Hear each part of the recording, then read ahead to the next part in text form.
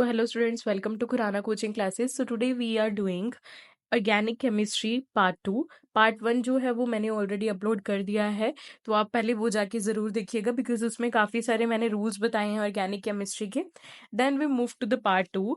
Part 2 के अंदर students हम टाइप्स ऑफ ऑर्गेनिक केमिस्ट्री के अंदर जो भी टाइप्स ऑफ रिएक्शंस हैं वो देखेंगे, ताकि हमें एल्कीन एल्कीन और एल्काइन वाली रिएक्शन ईजी हो जाए। तो सबसे पहले आपको, उससे पहले मैं कुछ एक रूल बताना चाहूँगी, rule of primary, secondary and tertiary. ठीक है। सो यहाँ पर प्राइमरी की अगर मैं बात करूँ स्टूडेंट्स, प्राइमरी की अगर हम बात करें, इसमें क्या होता है बच्चा, जैसे कि सपोज करो मेरे पास एक कार्बन है, वो फर्दर आगे एक कार्बन से जुड़ा है। जो हमारा मेन कार्बन है वो फर्दर किसके साथ जुड़ा है, एक कार्बन से जुड़ा है। ठीक है। और इसके साथ कोई भी सपोज करो कोई भी फंक्शनल ग्रुप लगा हुआ है, लाइक अगर यहाँ पे अल्कोहल लगा हुआ है तो मैं इसे क्या बोलूंगी, primary alcohol. Same as in case of secondary. Secondary के अंदर हमें क्या होता है स्टूडेंट्स, जैसे कि जो मेरा मेन कार्बन है उसके साथ वो कितने कार्बन से जुड़ा है, आगे 2 कार्बन से जुड़ा है, तो वो कौन सा हो गया, सेकेंडरी स्ट्रक्चर हो गया। अगर सपोज करो इसके साथ अल्कोहल लगी है तो इसका नाम क्या हो जाएगा, सेकेंडरी अल्कोहल, बिकॉज जो मेन कार्बन के साथ तो अल्कोहल जुड़ा हुआ है और वो जो कार्बन है उसके फर्दर किसके साथ जुड़ा है, 2 कार्बन से जुड़ा हुआ है। Same as in case of tertiary carbon. Tertiary structure के अंदर क्या होता है कि यहाँ पर हमारे पास जो मेन कार्बन है वो आगे 3 कार्बन से जुड़ा हुआ है। ठीक है। तो ये देखो मैंने 3 लगा दी, और यहाँ पर अगर कोई भी स्ट्रक्चर आ जाता है सपोज अल्कोहल, तो इसका नेम क्या हो जाएगा, टर्शरी अल्कोहल। ऑलराइट। देन अगर हम बात करें बच्चा कार्बोकटायन के बारे में, मैंने यहाँ पे वर्ड बोला है बच्चा कार्बोकटायन। ठीक है। तो कार्बोकटायन क्या होता है, देखो एक ऐसा मॉलिक्यूल जिसके अंदर कार्बन के ऊपर ना बच्चा पॉजिटिव चार्ज है, यानी कि इसके अंदर हमने ना मतलब 4 बॉन्ड नहीं दिखाने आपने, 3 मॉलिक्यूल्स, यानी कि 3 बॉन्ड जो है ये बनाता है। ठीक है। ऑफ कोर्स पॉजिटिव का मतलब है कि उसमें से एक लूज हुआ है। ठीक है। तो यही समझ लो, क्योंकि हमें पता है कि एक कार्बन 4 बॉन्ड बनाता है, तो ये समझ लेना कि जो कार्बोकटायन है वो हमारे पास 3 बॉन्ड बनाएगा। और राइट, जैसे मैंने बोला स्टूडेंट्स कि यहाँ पर हमारे पास प्राइमरी कार्बोकटायन है। ठीक है। प्राइमरी कार्बोकटायन का मतलब क्या हो गया कि ये मेरे पास एक कार्बोकटायन है, उसके साथ एक कार्बन जुड़ा हुआ है ना। Then same as in case of secondary carbocation, कि जो मेरा कार्बोकटायन है वो आगे 2 कार्बन से जुड़ा हुआ है। इन केस ऑफ टर्शरी कार्बोकटायन, मेरा जो कार्बोकटायन है वो आगे 3 कार्बन से जुड़ा हुआ है। ऑलराइट। अब देखो, अब यहाँ पर मेरे पास क्या है बच्चा, कि जैसे अभी मैंने आपको बताया कि ये जो कार्बोकटायन होता है वो हमारे पास कितने बॉन्ड बनाता है, 3 बॉन्ड बनाता है ना। तो यहाँ पर जो मेरा एक कार्बोकटायन है इसके पास तो एक बॉन्ड बना हुआ है, 2 और बनाने हैं मुझे, तो यहाँ पर मैं 2 हाइड्रोजन लगा दूंगी। ठीक है। और इसके साथ तो मुझे 3 ही पूरे करने हैं, इसके ऊपर तो नहीं कोई पॉजिटिव चार्ज ना। Same as in case of this, देखो कार्बोकटायन है, कितने बॉन्ड बनाता है, 3 बॉन्ड बनाता है, 2 ऑलरेडी हैं तो एक बना दो और H लगा दो, बाकी हाइड्रोजन पूरे कर दो इनके साथ। इधर देखो, इधर भी इसके साथ तो 3 ऑलरेडी पूरे हैं, तो यहाँ पर CH3 तीनों के पास आ जाएगा। तो इस तरह से हम स्ट्रक्चर ड्रॉ करेंगे primary carbocation, secondary and tertiary. Students इसमें से ना क्वेश्चन पूछा जाता है आपको कि इन तीनों में से, प्राइमरी, सेकेंडरी और टर्शरी कार्बोकटायन में से कौन सा सबसे ज्यादा स्टेबल है। ठीक है। तो यहाँ पर अगर मैं बात करूं स्टूडेंट्स, ये जो मिथाइल ग्रुप लगे होते हैं ना बच्चा, ये इलेक्ट्रॉन डोनेटिंग ग्रुप होते हैं। आप आगे जाके पढ़ोगे इलेक्ट्रॉन डोनेटिंग और विड्रॉइंग ग्रुप कौन से होते हैं। तो इलेक्ट्रॉन डोनेटिंग का मतलब होता है कि अपने इलेक्ट्रॉन डोनेट करेंगे। अब आप देखो कि इसके अंदर एक मिथाइल ग्रुप लगा है, अगर इसने स्टेबल होना है मतलब उसको नीड है ना।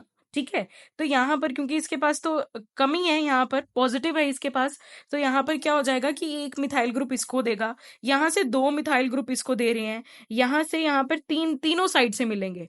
तो सबसे ज्यादा स्टेबल कौन हुआ, टर्शरी कार्बोकटायन हुआ ना, बिकॉज इसके पास 3 मिथाइल ग्रुप लगे हुए हैं। ठीक है। 3 मिथाइल ग्रुप की वजह से इसको तीनों तरफ से इलेक्ट्रॉन यहाँ पे शेयर हो सकते हैं। ठीक है। तो यहाँ पर 3 मिथाइल ग्रुप की वजह से जो हमारा टर्शरी कार्बोकटायन है वो ज्यादा स्टेबल है, इट इज मोर स्टेबल। ठीक है। All right. सो ये क्वेश्चन आपसे बहुत बारी पूछा जाता है स्टूडेंट्स।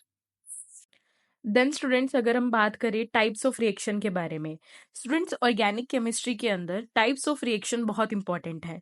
4 तरह की हमारे पास यहाँ पे टाइप्स ऑफ रिएक्शन होती हैं। तो सबसे पहले जो होती है बच्चा, हम उसके बारे में बात करते हैं, दैट इज सब्स्टिट्यूशन रिएक्शन। कौन सी है हमारे पास? Substitution reaction. बच्चा एक चीज ध्यान रखना कि ये जो मैं आपको 4 रिएक्शंस कराऊंगी ना, यानी कि ये जो टाइप ऑफ रिएक्शंस करेंगे हम 4, ये हमने तब लगानी है जब हमारे पास रिएक्टेंट और प्रोडक्ट वाली side same number of carbon होंगे। याद रखना इस चीज को, बहुत जरूरी है, क्योंकि जब आप रिएक्शन करोगे, रिएक्शन करने से पहले आपको नंबर ऑफ कार्बन जो है वो चेक करने हैं, रिएक्टेंट साइड और प्रोडक्ट साइड। अगर आपके नंबर ऑफ कार्बन रिएक्टेंट और प्रोडक्ट साइड सेम होंगे तभी आप ये चारों रिएक्शंस लगाओगे, अदरवाइज रूल्स अलग हैं। ठीक है, इस चीज को ध्यान में रखना। मैंने क्या बोला है दोबारा सुन लो, because it's very important part. जब आपका रिएक्टेंट और प्रोडक्ट साइड अगर सेम नंबर ऑफ कार्बन होंगे तभी आप ये चारों रिएक्शंस यूज करोगे, अदरवाइज रूल्स अलग हैं। Keep it in mind this thing, okay. So अब यहाँ पर यानी कि समझ रहे हो ना, अगर यहाँ पे 2 कार्बन है रिएक्टेंट वाली साइड तो प्रोडक्ट वाला जो आपका है वो भी 2 कार्बन ही होने चाहिए, तभी आप ये रिएक्शंस लगा पाओगे।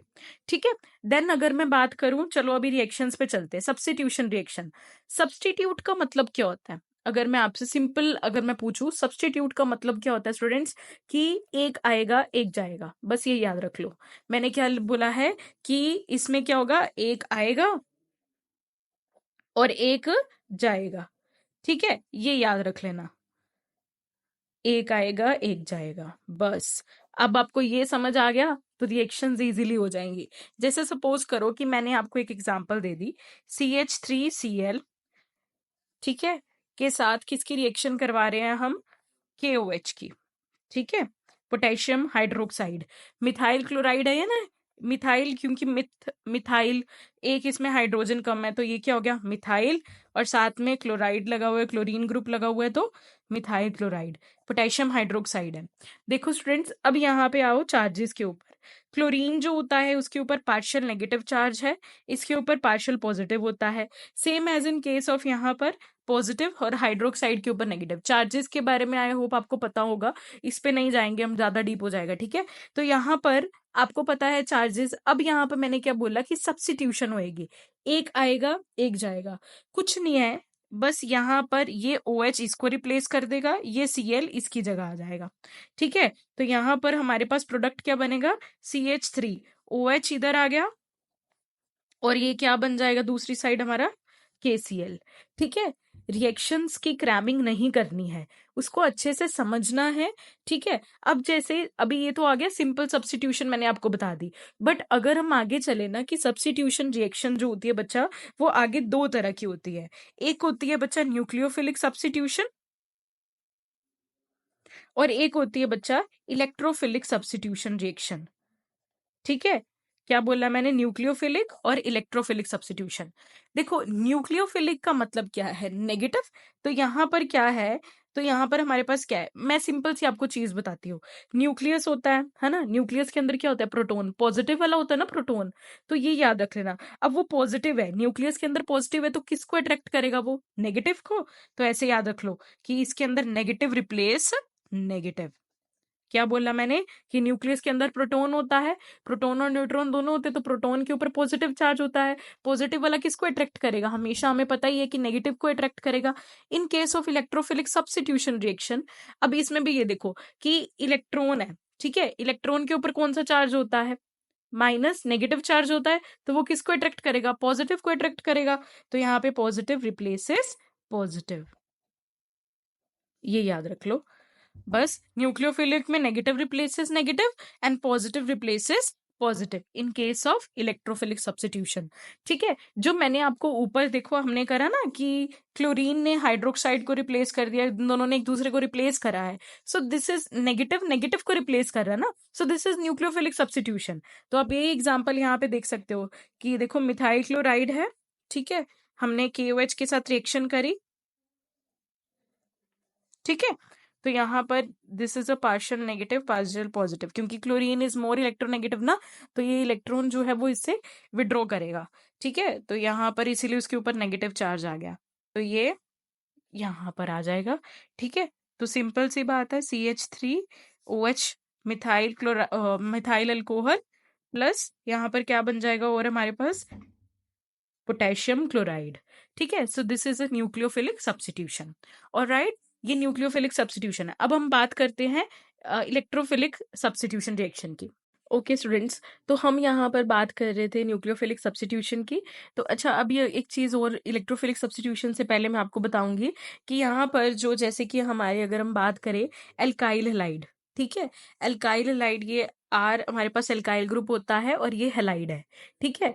तो यहाँ पर जो हमारे एल्काइल हैलाइड ग्रुप्स होते हैं ना, और या फिर हम बात करें COR, ईथर वाला ग्रुप, COOH कार्बोक्सिलिक एसिड हो गया, ठीक है, CONH2, ठीक है, ये सारे क्या हैं, ये हमारे पास न्यूक्लियोफिलिक सब्स्टिट्यूशन रिएक्शन शो करेंगे। ये याद रखना, ये कौन सी रिएक्शन शो करेंगे, nucleophilic substitution reaction. Then we move to second type of reaction, that is ये सब्स्टिट्यूशन रिएक्शन का सेकेंड पार्ट है, ठीक है, यानी कि इलेक्ट्रोफिलिक सब्स्टिट्यूशन रिएक्शन, ठीक है। बच्चा, इलेक्ट्रोफिलिक सब्स्टिट्यूशन रिएक्शन के अंदर मैंने आपको बताया है कि क्या होता है, जिसमें हमारे पास पॉजिटिव रिप्लेस पॉजिटिव। क्या याद रखना है हमने इसमें, पॉजिटिव किसको रिप्लेस करता है, पॉजिटिव को, ठीक है, बताया ना अभी, क्योंकि इसके इलेक्ट्रॉन के ऊपर क्या होता है, नेगेटिव चार्ज, तो ये किसको अट्रैक्ट करेगा, पॉजिटिव को। तो ऐसे याद रख लेना, positive replaces positive.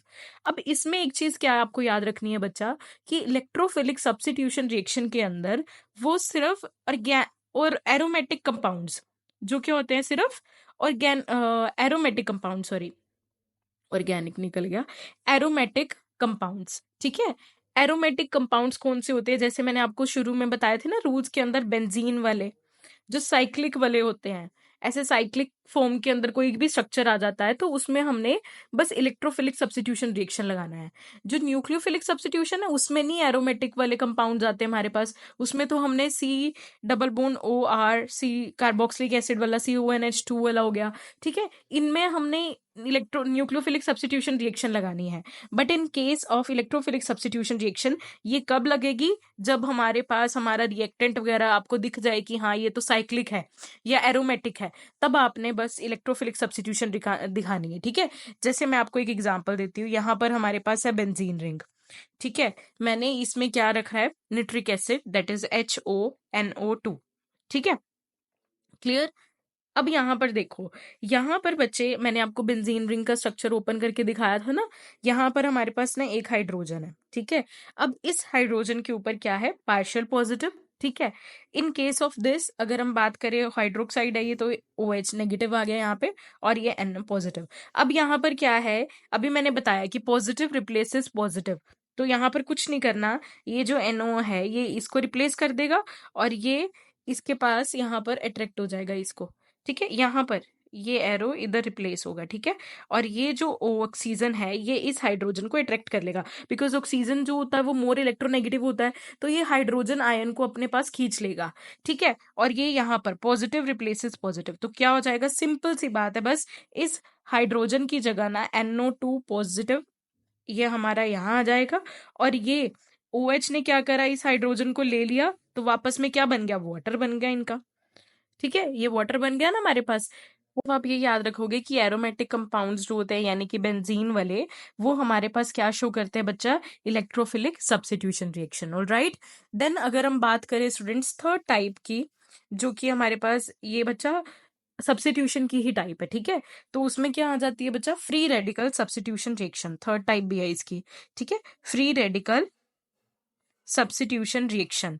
Free radical substitution reaction के अंदर क्या होता है बच्चा, जैसे मैं आपको बच्चा एक बात बताऊं, यहाँ पर हमने यहाँ पर Cl2 लिया, ठीक है। अब बच्चा मैंने यहाँ पर जो Cl2 लिया है, इसके अंदर अगर हम यहाँ पे देखें, क्लोरीन जो है, ठीक है, ये क्लोरीन एक मॉलिक्यूल है, दो एटम से मिलके बना है Cl से, ठीक है, ये एक Cl है और ये दूसरा क्लोरीन है, ठीक है। अब एक्चुअल में क्या करा है, देखो स्टूडेंट्स, जब एक सिंगल बॉन्ड है तो वो कैसे बनता है, दो इलेक्ट्रॉन के शेयर करने से बनता है। अगर मैं बोलूं डबल बॉन्ड है तो उसमें एक बॉन्ड में दो इलेक्ट्रॉन हो गए, तो ये टोटल 4 हो गए। अगर मैं ट्रिपल बॉन्ड की बात करूं तो उसमें कितने हो गए, ये अपने पास 6 हो गए।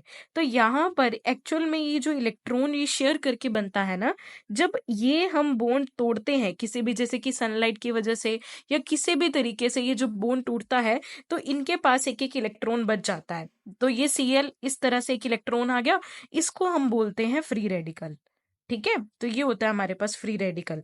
जैसे कि मैं आपको एक यहाँ पे एक रिएक्शन करके दिखाती हूँ अभी, जैसे कि CH4 मीथेन के साथ अगर मैं रिएक्शन करूं क्लोरीन की, ठीक है, अब मैंने बीच में क्या डाली, सनलाइट डाली, ठीक है, ये सनलाइट क्या करेगा, ये जो क्लोरीन मॉलिक्यूल है, ये दो क्लोरीन एटम से मिलके बना है, तो क्या होगा, जो इन्होंने इलेक्ट्रॉन शेयर करा हुआ है, अब वो क्या हो जाएगा, ये बॉन्ड तोड़ देगा सनलाइट, ठीक है। तो इस बॉन्ड के टूटने की वजह से यहाँ पर एक इस तरह से हमारे पास फ्री रेडिकल जनरेट हो जाएगा, ठीक है। अब ये जो फ्री रेडिकल है, ये क्या करेगा, इस एक हाइड्रोजन को रिप्लेस कर देगा, यानी कि CH3Cl बन जाएगा, और एक जो H रिप्लेस हुआ वो इसके साथ आ जाएगा, that is HCl। So this is a free radical reaction. ये जो फ्री रेडिकल रिएक्शंस होते हैं ना स्टूडेंट्स, ये कौन शो करता है बच्चा, एल्केन शो करते हैं, ठीक है, ये याद रखना, कौन शो करते हैं, एल्केन। तो हमने यहाँ पर सब्स्टिट्यूशन रिएक्शन कर ली है, न्यूक्लियोफिलिक, इलेक्ट्रोफिलिक सब्स्टिट्यूशन और फ्री रेडिकल। न्यूक्लियोफिलिक में हमारे पास क्या होता है, नेगेटिव नेगेटिव रिप्लेस होता है, पॉजिटिव को पॉजिटिव रिप्लेस करने वाला कौन सा है, इलेक्ट्रोफिलिक सब्स्टिट्यूशन, जो कि एरोमेटिक कंपाउंड्स में देखने को मिलती है। और फ्री रेडिकल कौन शो करते हैं, जितने भी एल्केन्स, यानी कि जितने भी सिंगल बॉन्ड वाले होते हैं वही, ठीक है। So this is about the substitution reaction. Next अगर हम बात करें, हम चलते हैं आगे एडिशन रिएक्शन के ऊपर स्टूडेंट्स अगर हम बात करें, अगर हम चले सेकेंड टाइप ऑफ रिएक्शन, ये तो हमने फर्स्ट करी थी ना अभी, हमने करी है सब्स्टिट्यूशन रिएक्शन। अब हम करते हैं सेकेंड टाइप रिएक्शन, जो कि क्या है, एडिशन रिएक्शन बच्चा, ठीक है। देखो, एडिशन रिएक्शन करने से पहले दो तीन चीजें इसके बारे में अगर मैं आपको बताऊं, देखो स्टूडेंट्स, इसमें क्या करना होता है, एडिशन रिएक्शन से आपको क्या पता चल रहा है, कि हमने ना कुछ इसमें ऐड करना है। तो क्या रखना है इसमें याद, कि आपने कुछ ना कुछ इसमें क्या करना है बच्चा, ऐड करना है, ठीक है। अब एडिशन रिएक्शन जो होते हैं ना स्टूडेंट्स, वो कौन शो करते हैं, ये याद रखना, डबल बॉन्ड और ट्रिपल बॉन्ड वाले। मैंने क्या बोला, यानी कि जो हमारे एल्कीन होंगे और जो हमारे एल्काइन होंगे, वही हमारे पास एडिशन रिएक्शन शो करेंगे। हमने सिंगल बॉन्ड वाले करे थे, सिंगल बॉन्ड यानी कि एल्केन वाले, एल्केन कौन सी रिएक्शन शो करेंगे, फ्री रेडिकल वाली। तो ये डबल बॉन्ड और ट्रिपल बॉन्ड वाले कौन सी रिएक्शन शो करेंगे, एडिशन रिएक्शन। ये याद रखना, फर्स्ट पॉइंट ये हो गया, ठीक है। अब एक चीज और है कि जब हम बच्चा, इसमें हमने ये याद रखना है कि जैसे ही हम रिएक्टेंट से प्रोडक्ट में जाते हैं ना, इन केस ऑफ डबल बॉन्ड और ट्रिपल बॉन्ड, तो हमने ना ये याद रखना है कि इसके अंदर ना हमारे पास ना कार्बन के बीच में, जो कार्बन कार्बन के बीच में जो बॉन्ड है ना, वो डिक्रीज हो जाता है। जैसे सपोज करो कि यहाँ पे मैंने कार्बन कार्बन डबल बॉन्ड लिया, तो इसका जब मैं इसके अंदर कोई भी एडिशन रिएक्शन करूंगी ना बच्चा, तो मेरे पास कार्बन कार्बन के बीच में सिंगल बॉन्ड आ जाएगा। यानी कि जब मैं प्रोडक्ट वाली साइड, रिएक्टेंट से प्रोडक्ट में जाऊंगी ना, तो प्रोडक्ट में जो कार्बन कार्बन बॉन्ड होगा ना, वो बीच में डिक्रीज हो जाएगा। अगर मैं यहाँ पे ट्रिपल बॉन्ड लेती हूँ, तो यहाँ पे डबल डबल बॉन्ड हो जाएगा। तो ये सेकंड चीज ये याद रखनी है आपने। फर्स्ट चीज क्या याद रखनी है, कि आपका एल्कीन और एल्काइन, डबल बॉन्ड और ट्रिपल बॉन्ड वाले कौन सी शो करेंगे, एडिशन रिएक्शन शो करेंगे। और जो हमारे पास रिएक्टेंट से जब हम प्रोडक्ट की तरफ जाएंगे, तो हमारा नंबर ऑफ बॉन्ड जो है वो डिक्रीज हो जाएगा। नंबर ऑफ बॉन्ड क्या होगा बच्चा, प्रोडक्ट में जाने से डिक्रीज हो जाएगा। Keep it in mind this thing, okay. ये दो चीजों को याद रखना है आपने एडिशन रिएक्शन के अंदर। अब जैसे कि अगर मैं आपको बताऊं, यहाँ पर एडिशन रिएक्शन के अंदर अगर हम बात करें, जैसे यहाँ पे एक एग्जांपल मैं आपको देती हूँ। सपोज मैंने यहाँ पे ले लिया, एल्कीन ले लिया, दिस इज एल्कीन, ठीक है। कमेंट बॉक्स में बताओ ये कौन सा हमारे पास कंपाउंड है। देखो, दो कार्बन है, ठीक है, हाइड्रोजन लगे हुए हैं दो, और दो कार्बन यानी कि इथ, दोनों के बीच में डबल बॉन्ड है, तो पीछे ईन लगा दिया, दिस इज एथीन, ठीक है। अब इथीन के अंदर मैंने क्या डाल दिया बच्चा, Cl2 डाल दिया, ठीक है, कुछ ना कुछ ऐड कर दिया। सिंपल करना है हमने, कुछ नहीं करना। अब मैंने आपको बताया था, ये जो क्लोरीन है, ये हमारे पास क्या है, दो एटम से मिलके बना है ना, Cl। तो आपने सिर्फ ऐड करना है, क्या करना है, हमने ऐड करना है। एक क्लोरीन यहाँ आ जाएगा, दूसरा क्लोरीन यहाँ आ जाएगा, ठीक है स्टूडेंट्स। तो यहाँ पे हमने क्लोरीन ऐड करना है, ठीक है। तो क्लोरीन एक एटम इधर इसके पास आ गया, और दूसरा एटम इसके पास आ जाएगा। तो अभी मैंने बताया कि एडिशन रिएक्शन के अंदर कार्बन कार्बन बॉन्ड जो है वो डिक्रीज हो जाएगा। तो यहाँ पे सिंगल बॉन्ड हो गया, एक क्लोरीन इसके पास आ गया, एक क्लोरीन इसके पास आ गया। अब हाइड्रोजन पूरे कर दो, इसके पास दो है तो इसको दो की नीड है, ये हो गया, ठीक है, क्लियर हो गया। सो ये हमारे पास जो है, इस तरह से ये हमारा प्रोडक्ट बन गया, और ये रिएक्टेंट। अब आप देखो, देखो कार्बन नंबर भी सेम है, ठीक है, और हमारा बॉन्ड भी डिक्रीज हो गया। तो इस चीज को हम क्या बोलते हैं बच्चा, एडिशन रिएक्शन। क्लियर हुआ?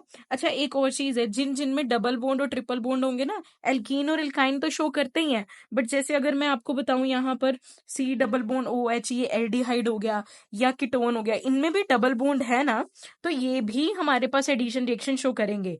ये मत समझना कि ये सिर्फ न्यूक्लियोफिलिक रिएक्शन शो करते हैं, ऐसा नहीं है, क्योंकि इनमें डबल बॉन्ड प्रेजेंट है दोनों के अंदर, तो एल्डिहाइड के अंदर भी और कीटोन के अंदर भी ये हमारे पास एडिशन रिएक्शन शो करेंगे।